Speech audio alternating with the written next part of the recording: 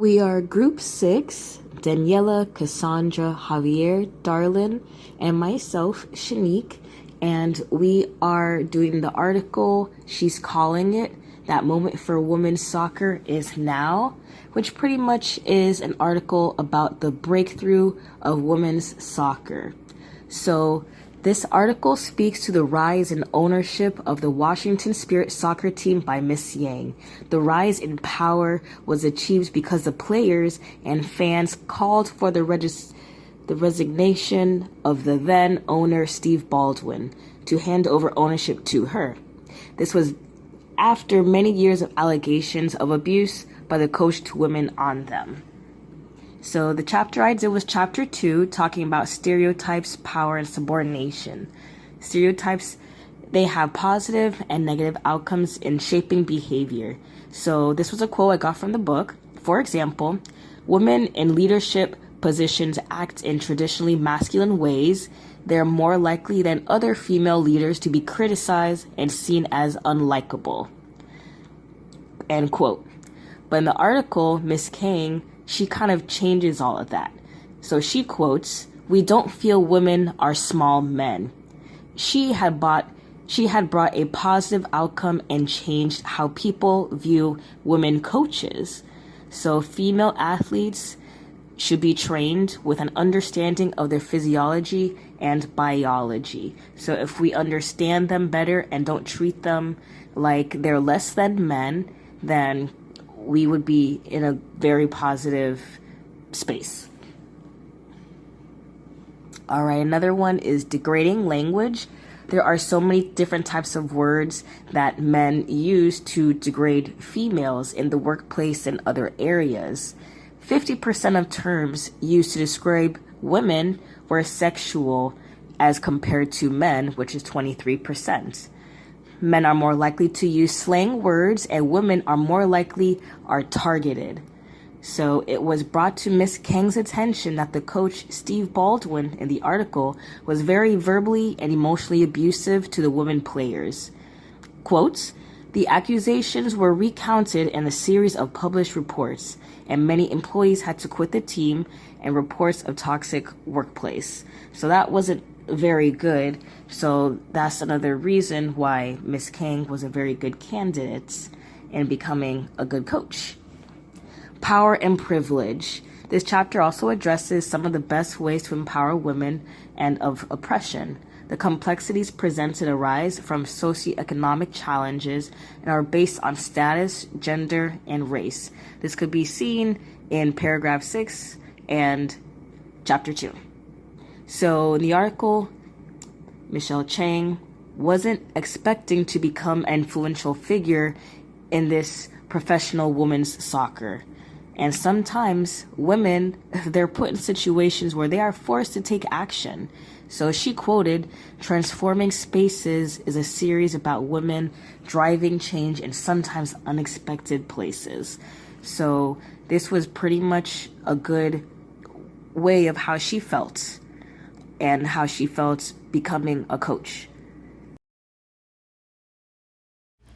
Chapter 13, Discrimination, Abuse, and Mental Health.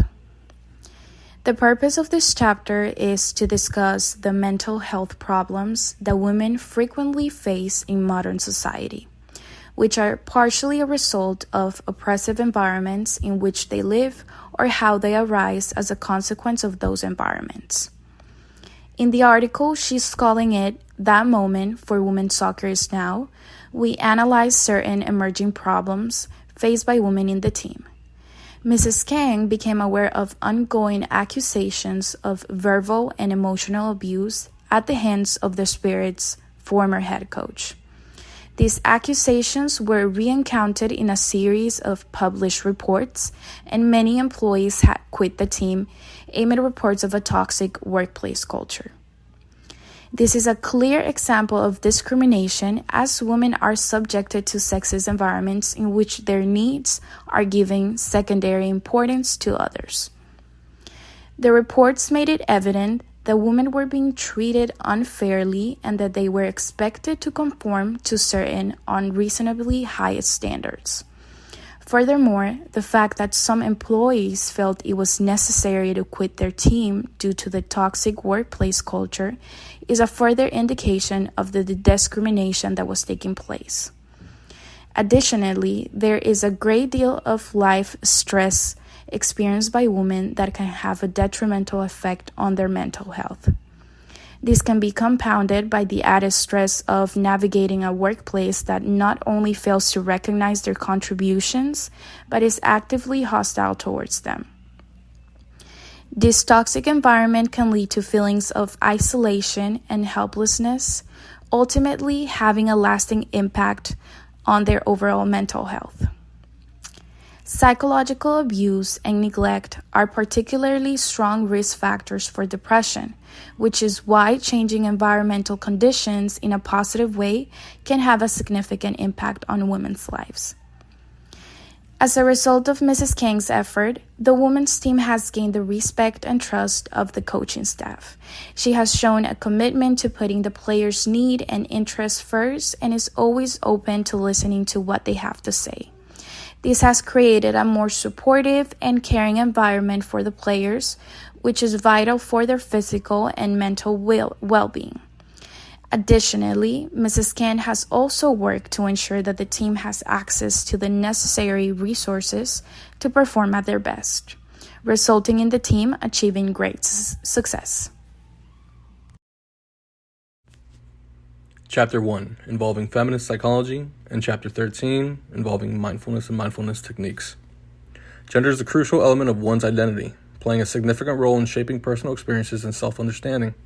Feminist psychology, as a branch of psychology, emphasizes the influence of gender roles and societal expectations on women's mental health, self-image, and life events. It contends that traditional gender roles may be limiting and potentially detrimental.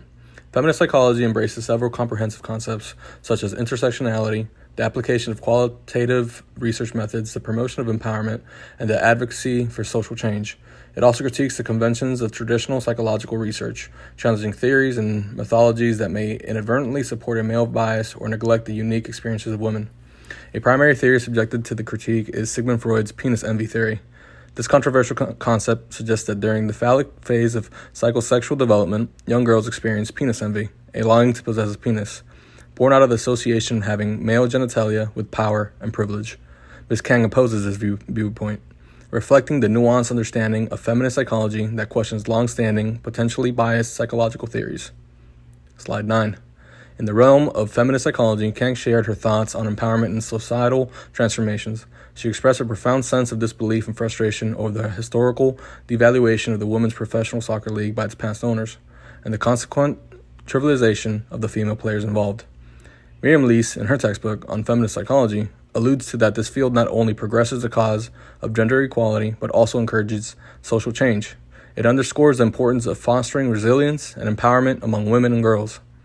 This perspective aligns with Kang's sentiments as she advocates for the recognition of women's contributions in professional sports, demonstrating the practical applications of feminist psychology principles.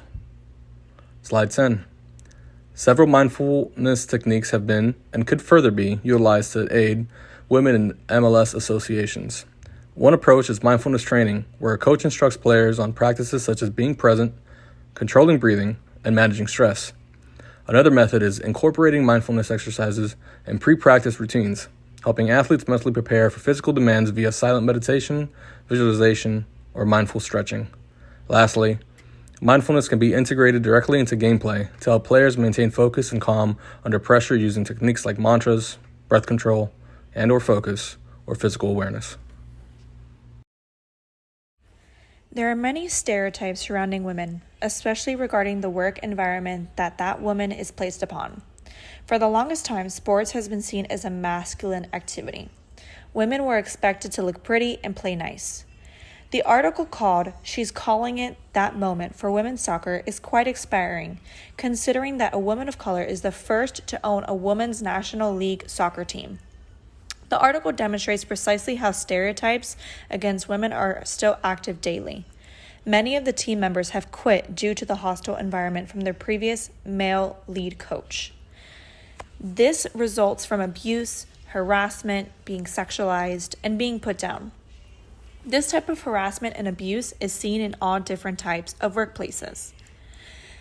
Abuse, harassment, and being put in your place, being judged, or being sexualized is an everyday struggle for women in the workplace. Sports in general has always been seen as a masculine sport since it's very competitive and unladylike, for example.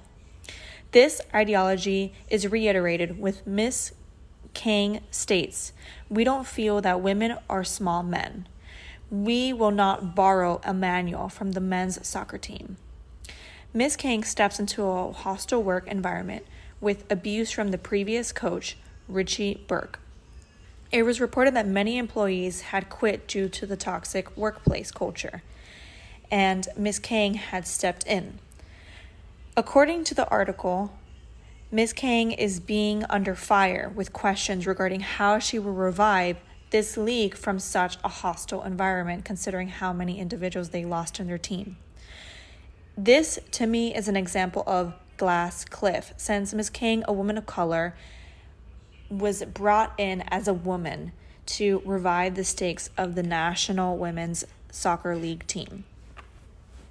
According to the textbook, women who were more masculine than feminine were more likely to be harassed. It can be argued that women in sports are seen as more masculine than feminine since they're more active than a typical stereotyped woman. The purpose is to minimize what they are doing or a way of fun banter. Now that society no longer tolerates a hostile, toxic work environment, they will be more uncommon. Society now will point out such environments and ensure they face the consequences. We live in a world where a toxic environment, instead of going to individuals in HR, you can bring it to social media. Everybody knows that internet is forever, and considering a famous soccer league, this kind of image is awful for it to be out there for the world to know. As you can see in the next slide, many of the women on the team are ecstatic that Ms. Kang came in to help them and to really connect with the women.